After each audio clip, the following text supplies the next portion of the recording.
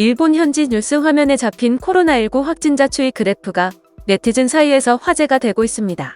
최근 일본 내 확진자 수가 급증한 탓에 이를 나타내는 그래프 막대가 안타까움과 조롱, 경멸이 뒤섞인 반응을 보였습니다.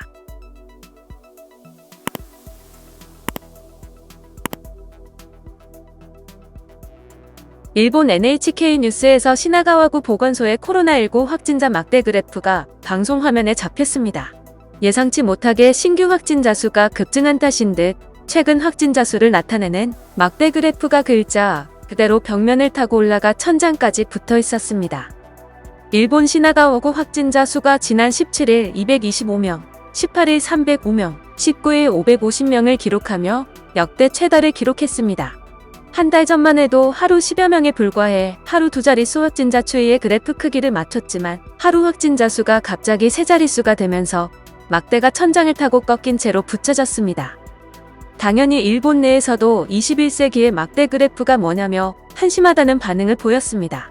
국내에서는 아날로그의 묘미, 대단한 나라라며 조롱을 쏟아냈습니다. 한편 기술 강국이라고 자화자찬하고 있는 일본이 아직도 플로피 디스크를 사용한다는 소식에 일본은 물론 국내에서도 큰 충격을 줬습니다.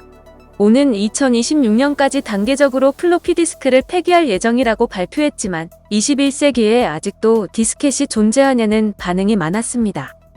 2011년 초기 플로피 디스크 공급업체인 소니가 제품 생산을 중단한 뒤에도 재사용이 가능해 보편적으로 활용되어 왔다고 일본 매체는 보도했으며 일본 중앙정부의 디지털 전환에 플로피 디스크가 장애가 되어 왔다고 전했습니다. 지난해 12월 일본 참의원 예산위원회에서 한 국회의원은 통계자료 변조도 직원이 연필로 적힌 데이터를 지우개로 지우고 변조했다는 믿을 수 없는 행동이 보도되고 있다. 일본 공문서의 디지털화는 입에 담기도 부끄러울 정도로 뒤떨어졌다라고 말한 바 있습니다. 이 의원은 앞으로 나가지 않는 일본의 공문서 관리라는 제목의 패널까지 준비해 일본의 공문서 디지털화 현황을 한국, 미국, 영국, 독일과 비교했습니다. 행정문서의 디지털화의 비율 및 공문서 관리 권한 등이라는 설명과 함께 그려진 표를 보면 한국의 디지털화 비율은 98.0%로 5개국 중 가장 높았으며 일본은 15.1%로 가장 낮았습니다. 일본은 정보기술 기반의 보급 수준, 초고령화, 지진 등 재난이 빈발하는 환경이 사회 구성원의 인식에 미치는 영향 등 여러 가지 요소가 맞물려 일본의 디지털화가 뒤떨어진 것으로 보입니다.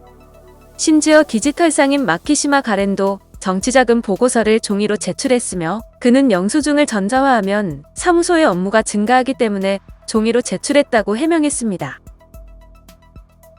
영상을 시청해주셔서 감사합니다. 여러분의 좋아요, 구독은 큰 힘이 됩니다. 지금까지 뉴스킹이었습니다.